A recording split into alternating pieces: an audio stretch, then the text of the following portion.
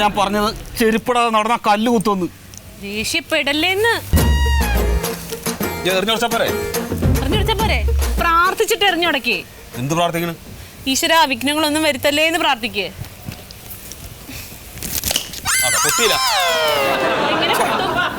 വിശ്വാസം വേണം മനുഷ്യനായിട്ടുണ്ടെങ്കിൽ. എത്ര നേരമായി ഞാൻ പറയണു, എങ്ങനെ പൊട്ടും?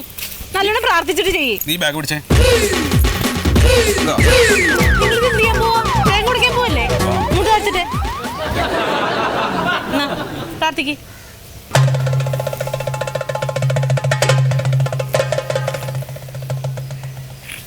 കൊടുക്കട്ടെ.